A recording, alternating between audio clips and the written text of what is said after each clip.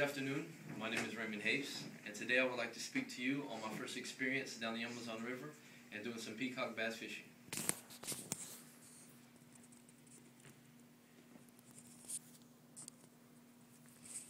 My first experience down the Amazon River was when I was 10 years old, and I went fishing with my dad, my uncle, a couple cousins, and a couple friends. We left early in the morning, and we fished about all day, went back home, ate the fish we caught, and later on that night, we did some alligator hunting. Well, first off in the morning, we started by checking and making sure we had our equipment. Had to make sure we had our canoe, check for leaks, make sure that when we're headed down the river, too much water doesn't get in the canoe. Also had to make sure we had our paddles, because if we don't have our paddles, we're not going to get anywhere. Next, had to make sure we had our fishing gear, make sure you had your poles, your rod, and your reels. Plenty of tackle. And also, when you're on that river, it's really hot. I mean, you're talking about 100 degrees, and you're going to get thirsty, and you're going to get very hungry. Now, when we went down the Amazon River, we had like I said, we used poles, rod, and reels. But what we used a Coke bottle, and what they do is they tie a string around it, and you put your tackle on the end of the string. And as you're going down the Amazon River, you just throw it out on the canoe, and you slowly let the line off, and then you start reeling it, kind of just pulling it. And as you go down, also, we would kind of put our hands in the water, kind of make some noise, because the peacock bass is attracted to commotion in the water. Now, who went with me in my fishing party? It was me, it was my dad, my uncle Giselle, me, my two cousins, and a couple of friends. Now, each one of us had a job. We had two canoes. We went as a group. One of us was in the back, and like I said, when we checked for our leaks, some of the canoes had leaks. So when the water was leaking into the canoe, we had a bowl, kind of a bowl. It was actually a coconut shell, and what we did was we would get it, scoop out the water, and throw it out of the canoe. Also, we had people were responsible to paddle the canoe to get where we were going.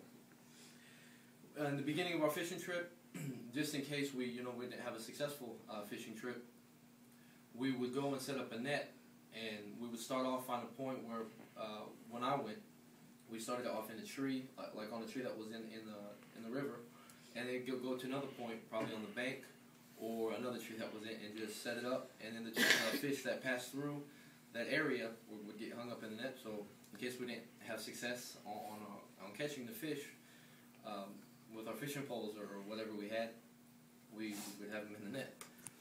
There are many different types of fish in Brazil. What we went after we went after tucunaré, which is the peacock bass, but also there is arowana. We also call it peixe macaco, which is monkey fish.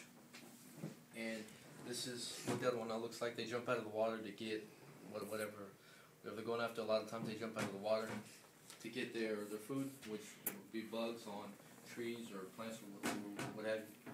Also, there's the pirarucu, which is the biggest freshwater fish in the world, and it gets about 6.5 feet. That's about 2 meters, and up to 275 pounds. You can see there's 3 men holding that one.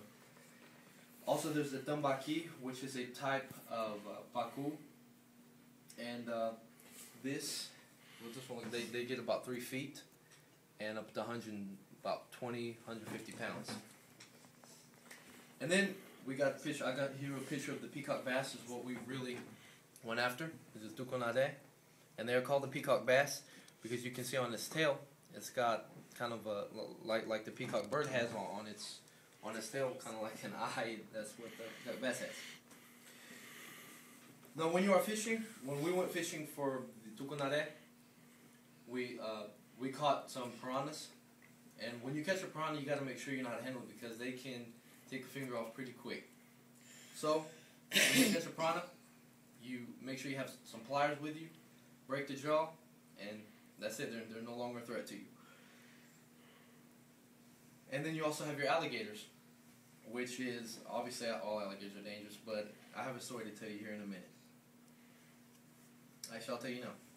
Well, after our trip, after our fishing trip, towards the end that night, we went and did some alligator hunting. My uncle was shining a flashlight on the water, and you could see the alligators because their eyeballs would kind of be glowing. So there was a little one, he just grabbed it with his hand, threw it in the boat. Some of the guys went crazy, me including, and it was pretty funny. And the next time we went down the river a little more, and he pulled out his bow and arrow, and it was actually a harpoon, and he cocked that bow back and shot this alligator. It was a fairly larger alligator, and that was a pretty interesting experience for me. So today I spoke to you on my first experience down the Amazon River. Make sure you have your equipment, check your canoe, leaks and paddles, your fishing gear. Make sure you have your poles, rod, and reels, plenty of tackle because you will lose that tackle, water and snacks because you will get hungry on that trip. Fishing party, who went with me.